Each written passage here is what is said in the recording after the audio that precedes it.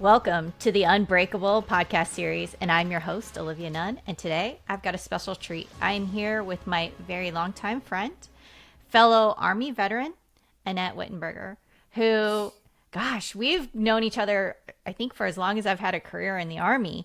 And so I cannot wait to dig in with you on this very special podcast episode on Unbreakable Storm. So, Annette, thank you for spending time with me today. Thank you so much. I'm so excited for you to do this. Yay! I've been talking about this with you, and so we're finally here. We are. And, Unbreakable is about, hitting rock bottom and then being able to survive that storm, surviving whether it's the storm that takes you out or the fire, whatever analogy that you can kind of visualize and or reference, but somehow, some way, you survive it. You come to the top of that. And for you, you've had some storms that could have taken someone out, but you've been able to survive. So let's start at the beginning. Let's start with your first storm. Gosh, how far back are we going to go? You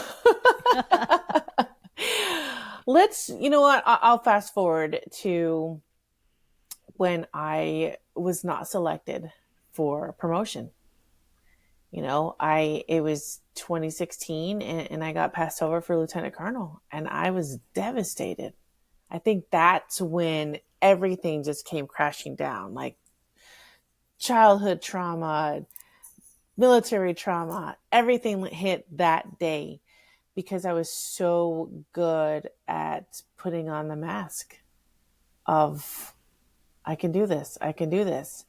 But when you are notified that this is how I felt, that I wasn't good enough to continue service, I was like, oh my gosh, maybe I'm just not good enough for anything, right? And our whole career, even growing up in the 80s, you always kept things in-house. So you don't talk about anything. And so that moment just really hit me. And I was literally on the floor in the bathroom of the JRTC headquarters in Fort Polk, Louisiana, crying in the bathroom stall, like, what just happened? Not only that, I guess I'll just say normal retirements of 20 years and over, you get a whole year to transition. I had 6 months to get out. And so, they give you that piece of paper that says, thank you, blah, blah, blah, blah. You can either continue service in the Guard or the reserves, or you could take the early retirement option. And I really contemplated that day, what was I going to do? I felt like a failure. I was embarrassed. I was ashamed. I had peers that told me, you're so lucky you get to retire early. I want to get out so bad. I didn't look at it that way. I looked at it as, I'm not good enough to continue to serve. So I went through all that hardship.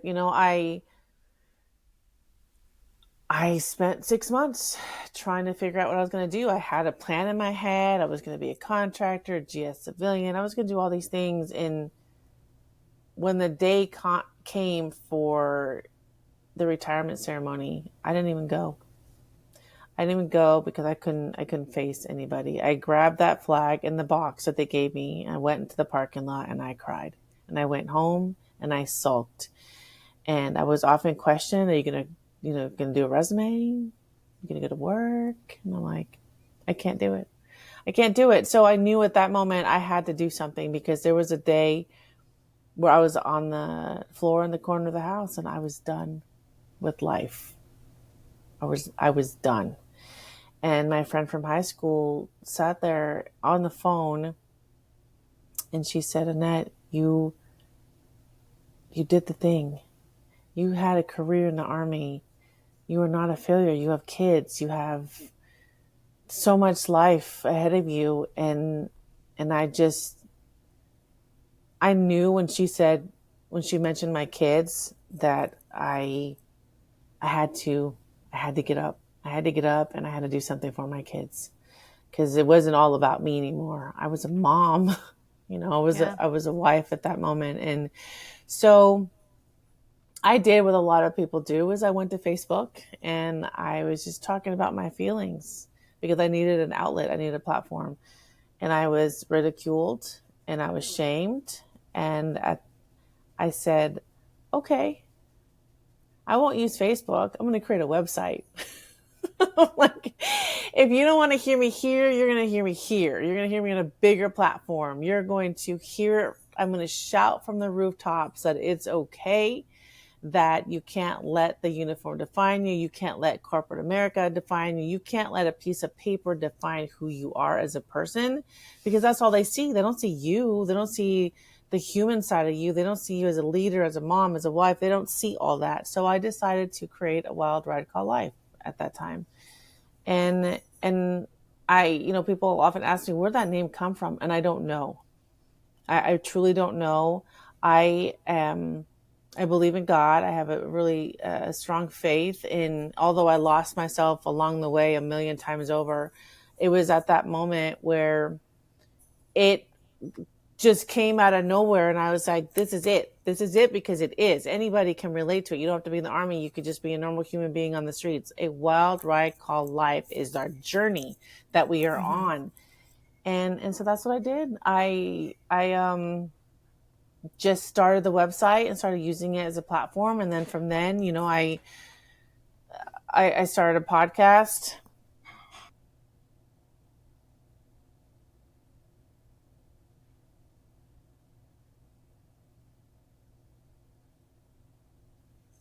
So I just started using every method possible that I could come up with to use my voice, but to show people that it's okay not to be okay, and the whole mental health stigma, and try to change that narrative. And so that was round one.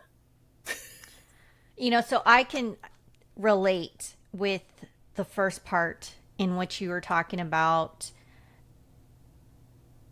promotion.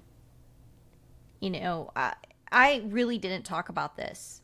However, most people know that I retired out as a lieutenant colonel from the United States Army. And for those that aren't familiar, less than 1% of the officer corps make it to lieutenant colonel or O5. So it's a big deal to make it to O5. And I almost didn't make it.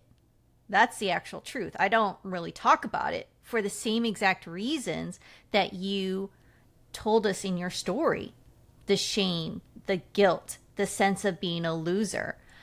And here's the truth: we as officers go by year groups. And what I mean by that is the year group in which you commissioned. So I commissioned in the year of 2001. And when my year group went through the promotion list, Olivia Nunn was not on that list. I actually got passed over. So I was relooked in the following year, and I was at the top of the list of the following year. Because I was at the top of the list, I promoted fast at that list, which was right behind 2001. So when you look at it, it looked like I promoted with all my peers, but the truth was I was actually at the top of the following year group. And just like you talked about, the shame, the pity party, the I must suck, I must not be good enough, all the moments that you've ever doubted yourself in your career. I mean, I know why it happened. I know exactly what happened. There was some toxic leaders that derailed my career, and that's what happened, right? And that's a whole nother podcast series and conversation we could get into. However, but that's not what you think about. That's not what analyze in that moment. You analyze how much, man, I must suck as a person, as an officer, as a leader, because I haven't been recognized. So I can totally relate. And I thought that was going to be the end of me. I was like, who would want me on their staff? Who would want to follow this officer? So I can understand. And yet that's just one of the storms that you go through. You know, life continues on, and you've been able to build such an amazing platform for others to be able to showcase their stories. You know, with the way you've written a book, you know, you are a mother, you were dual military, you were married to another military officer, you've talked about that story. And you know, tell me about that. Tell me about this next storm, about how that life changes for you. That military life and that life being a wife is now different. Yeah, that navigating divorce in the military community is so hard. When it first was brought to my attention that this was going to happen, I just sat there like, are you kidding me? Who am I? Because I spent so many years as a dual military. So at that moment, you know, I focused on being a soldier. I was a mom. I am a mom. I was a spouse, but I was a soldier first because that's just how my mind was. It's not that my kids came second. It's just that the uniform was on every single day. And those were just givens, you know. Now I felt like, well, I'm not a military spouse anymore. Who am I? Again, it's the role, you know, it's a title, it's a blessing all in wrapped up into one. But I felt so ashamed because, you know, 26 years is a long time with somebody.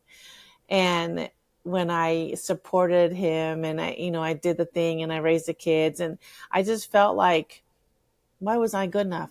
Again, why wasn't I good enough? That piece of paper, that divorce decree, kind of just lays out everything that makes you question your worth all over again. But one of the saddest things I feel that I've encountered is in this space when you talk about it, people say a divorce is a divorce. Military divorces are not just any other divorce. And that's what people fail to recognize. It's a whole different animal. It's a whole different way of navigating. What are your entitlements? What are your what do you get to do next in life, no longer attached to the service member? And so I in the beginning, it was boohoo me because I was like, well, I don't understand what just happened. I have to figure out what are the kids and I entitled to now? And so there's a whole plethora of things, right? But it is just like mental health. Divorce is another stigma out there. People don't like to talk about it, which I understand why, but it's not an ugly word, you know, because people live through it and people lose their lives from it because it takes a toll on a person where you feel like you are not worthy anymore. You're not good enough anymore. You're not a part of this community anymore. And so it just sucks. And the things that I've learned is that there are policies that need to be changed. And I have reached out to congressmen and I'm still working on it. It's just that I had to take a break because the divorce took me out. It physically took me out to where I was sick for 10 days because I just could not handle feeling so alone and so lost and confused. I had to be reminded that I have survived other things and I could survive this. So funny thing is this was in March 29th is when it was finalized and we are in September. I am not where I was then because for some reason or another, it could be God, it really could be, one day this sense of peace came over me that made me realize I am still worthy. I am Mm-hmm. still made for more. I have work to do. And one of the things that also made me realize that I have a purpose and nobody knows about all over social media is that I mentor other military spouses. Yeah, Who would have thought? you do. And so much of what you just said about divorce, it changes you. It alters who you are, just like leaving the military. Whether you are ETSing or retiring from the military, it is a change of who you are, because for so long that was your identity, whether it was an identity of being a soldier or the identity of being a Mrs. And that is no longer your identity, and coming to grips with that. It is mental health in so many ways, but also you're right. There's such this negative perception and stigma around divorce. It's almost as if you have like this disease. Like, you say the word I'm divorced. It's like, ew, I don't want to touch you. It's as if you've got like this booger on you or something, right? And the sad part is, why do we treat people like that? Um, and I do know part of it is from a religious standpoint. You talk about faith, right? A follower of Christ, being a Christian person myself, I do know why, from that perspective, divorce is something that we don't like to talk about, that we don't want divorce to happen, right? You shouldn't divorce. There's only one time that you should really be divorcing, right? But regardless of why someone divorces, I think what people forget at the end of the day is that what is God's first commandment to us, right? To love, right? To love. And I think we forget to do that. We forget that we are people and we're flawed by nature, and that we just need to be kind and we need to love each other. And that is, I think, incredibly hard for some people, unfortunately. And it's much like you said, it's been a journey coming out of being divorced. So you've had these, couple whammies, right? Kind of reminds me of that game in the 80s, wham, whammy, whack that, whack that mole, right? So you've had to work through leaving the Army, and that's an identity piece. That's mental health there. And now you've gone through this divorce and reclaiming who Annette is, right? Living this life that you want and rewriting that story. So talk to me about being a business owner, an advocate. And I think I forgot to mention at the beginning of this podcast why we know each other. We know each other because we did the same thing in the Army, which was chemical. It's a mouthful, everybody. We were chemical, biological, radiological, nuclear, CBRN officers. And we used to do this thing called the Unit Status Report, the USR report for our units. That's how we know each other. Back in 4th Infantry Division at Fort Hood, Texas. But so that's kind of our thing. But we also have a background in communications and networking and storytelling and being advocates. So tell me about that. Tell me about that part of your life and where that storm comes in. And then we're going to get into the nuggets of how you come out of the storm and how you are being beautiful and still standing. Entrepreneurship is not for the faint of heart.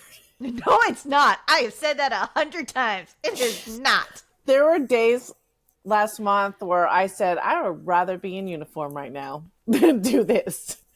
Because I would rather go back in the Army right now than do this, because it is hard. It is so hard. But what I've told myself the past few years is always do what sets your soul on fire. Always. It doesn't matter what it is. Go after that, because that's what's going to keep us up in the morning, or not keep us up in the morning. That is what's going to help wake us up each day. Like, why are we doing this? Because if it's for the money, it's not.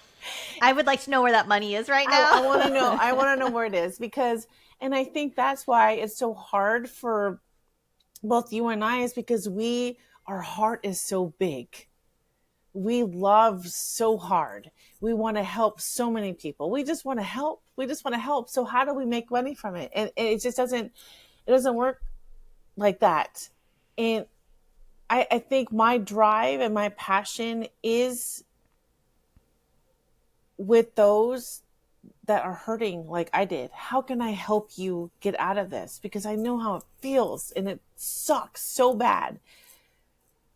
But there are days where I was like, F all of this. I don't care. I'm done. I'm done with it. But then you get one person, one reminder, one something that smacks you in the face, whether it's on Facebook or Instagram or TikTok, and you're like, okay, all right, I get it. And this is why I keep coming back.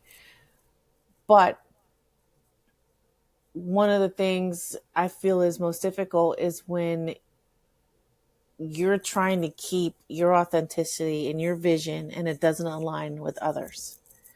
And it's so hard to stand firm in that.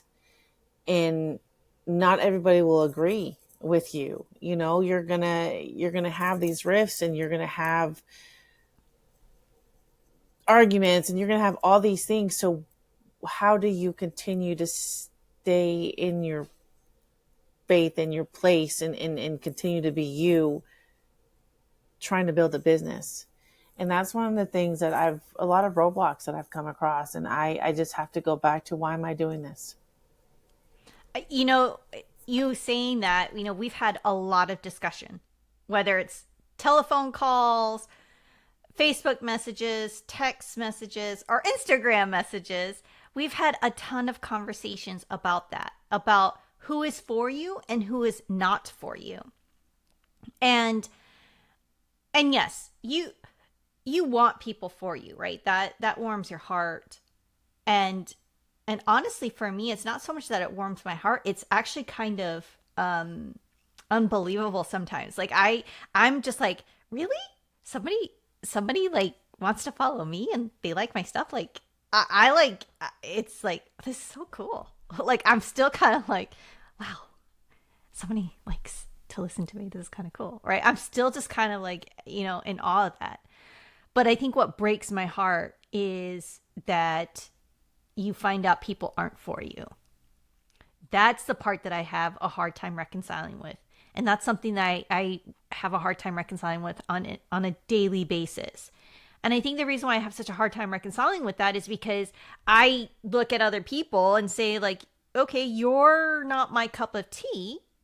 So I won't necessarily follow you or like you or take your cup of wisdom, but I don't say anything about you. It's just like, okay, you're just not my thing. I wish you well.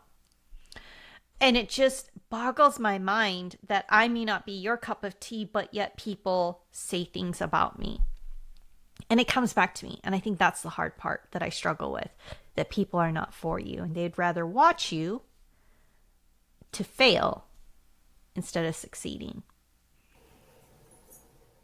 No, you're right about that. And I've been in mean girl situations. I will never say I'm perfect. I won't ever. I will always share my side of the story because I've made mistakes, and I've owned up to it.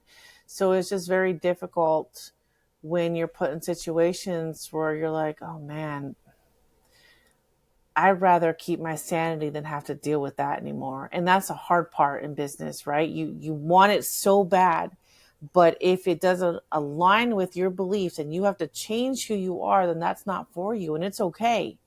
In the beginning, it's not, because you're trying to fix everything. How do I make this better? How do I fix it? How do I do this? But there's a moment in time where you have to say, okay, you know what?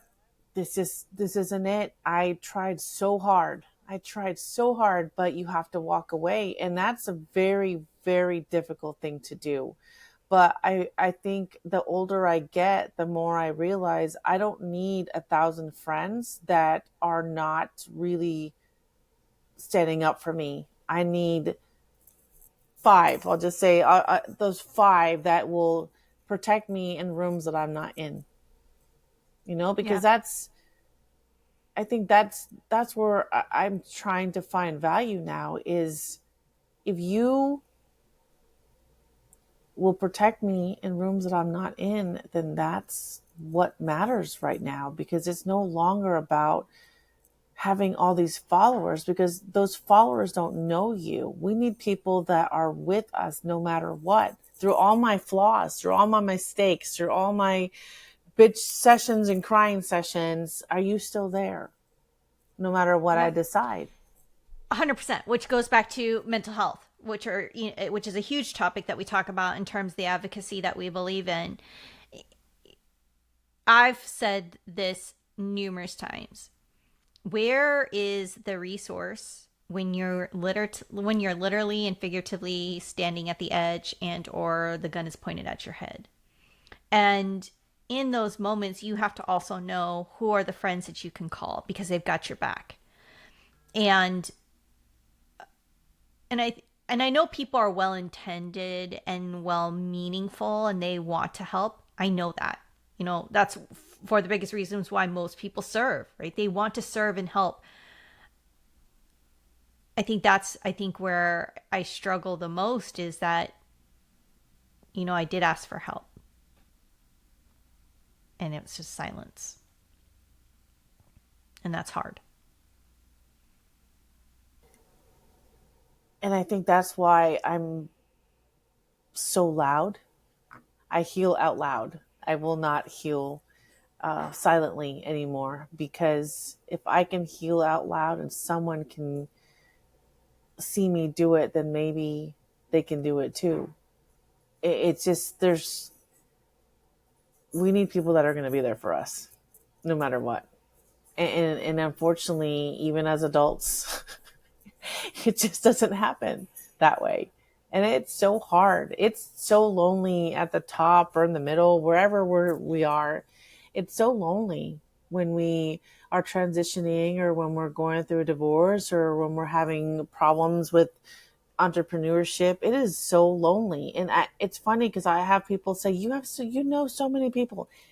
It doesn't matter that I know so many people. It's who are those people that are with me? Because at the end of the day, are they still there? When I stop doing this thing, who's going to still be there? And unfortunately, we find out the hard way sometimes. Right. So talk to me, Annette. This is just, oh, by the way, for our listeners, just a tip of some of the storms you've gone through. We could spend hours talking about some of the other ones, but we won't go there. Maybe I'll bring you on for another Fine. session. However, but let's give the listeners some nuggets of wisdom for you to get through, just these couple of storms that you've gone through in your life. How have you been able to come through that storm, to rise to the top, to be able to get to that top of the mountain, to get to the next phase, to be able to go through your journey? What were you able to use, whether it was a resource or a person? What was it for you? My people. I'm going to start crying. My people.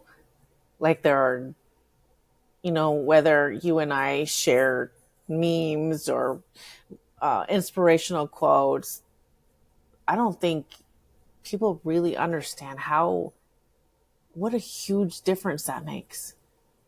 We don't have to say words, you and I, all the time. We could just send something, and you never know what that does for somebody, And so if I didn't have my people who reminded me that I still mattered, or that what I'm doing is making a difference, or never stop using your voice, you never know who's listening, those little things, or my son who says, Mom, I'm proud of you, or my daughter who says, just keep going and try to help other people. I know you're hurting, Mom, but you can help people through it. That's the kind of shit that makes the biggest difference in the world.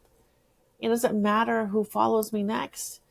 It's that core group that just reminds me that I still have more to tell, more to share, more things to do.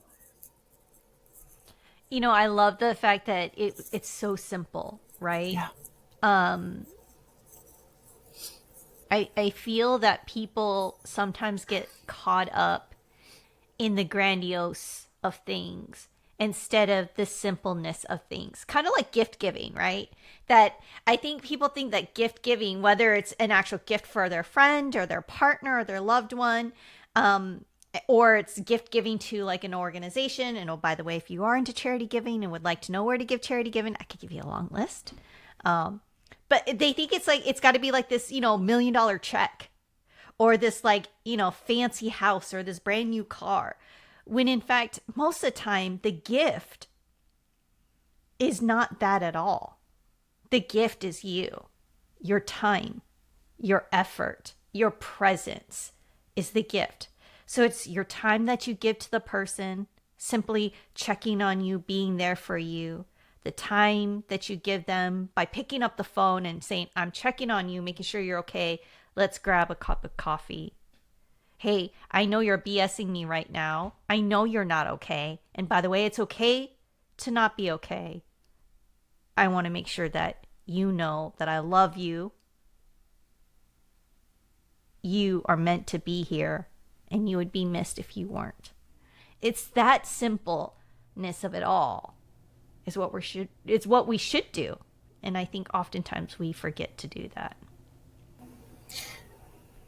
And you're absolutely right. There's just too much going on in the world. We don't have time for competition. Who's better than who? Who's prettier than who? Who's doing more than who? We forget those little things of saying, hey, I see you. You're doing great. You're doing so great. You look so good. I love your picture. Whatever the case is, it's those little things that just you don't even know. I mean, I do that to my son. When he's having a hard time, I'm like, I'm so proud of you. I know life is hard right now, but I'm so proud of you because you're still doing it. Those little words make such a huge difference. I do it all the time because I know how it feels for me. Life sucks. It's hard. I want to know what God's plan is because I'm like running out of patience. But in the meantime, my people that have been there through the hardest of storms, that's who I know is there no matter what I do. No matter, I could quit all this stuff, but I know they're going to be like, you know what? You do you, boo. Do whatever you want. That's what we need. So for our listeners, what makes you unbreakable? Knowing that I survived some of the things I didn't talk about here because I shouldn't have survived it. So I know my story isn't over yet. I got shit to do. And I'm going to figure out how to do it. It might not be the greatest way, but it's my way. And I'm not in a rush to do it. So maybe I'll be 60 when I fully accomplish it. But whatever, along the way, my people are with me, and that's I think that's what matters. So I survived some shit, and it's okay. I'm still here. I heard this quote the other day, and I thought it made such sense. Because I've talked about how, I think we've heard, Will Smith quoted about how everything's on the other side of fear. And I've said that before, and I've often referenced that quote, but I heard actually a better quote that when I heard it, I was like, ooh, I think I'll actually use this more than everything's on the other side of fear. Freedom begins where fear ends. And to me, when I heard that and I kind of sat with that, I was like, that is so true. When you let go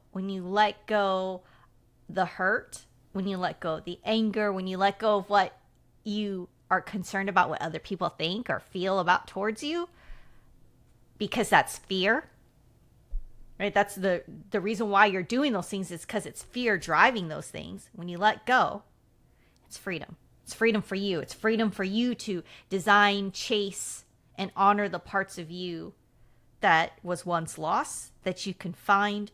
You're honoring the parts of you to be able to chase and build who you want to become, who you're going to manifest. Because I've always said that transition leads to transformation. And that's how you are the unbreakable storm. Thank you for that. That is so great. I like that. And yeah, we should use that more. Absolutely. Yeah. Annette, I could spend hours talking to you because, actually sometimes we do that. We can get lost in our conversations. But thank you so much for just being your authentic self with me today and just showing up, just telling us just a little bit of some of the storms you've gone through. I mean, because you're such a dear friend of mine, I know the other ones that you have not yet to share. But I just know that the work that you're doing for our military community is vitally needed, and you are loved, and just keep being you. Keep shining the light so that others can follow. Thank you. And you too. You too. Thank you. We both have stuff to do, so it's not over yet. I appreciate it. Thanks for joining us on this episode of The Unbreakable Storm. Be sure to continue to follow Unbreakable Storm wherever you listen in your podcast journey.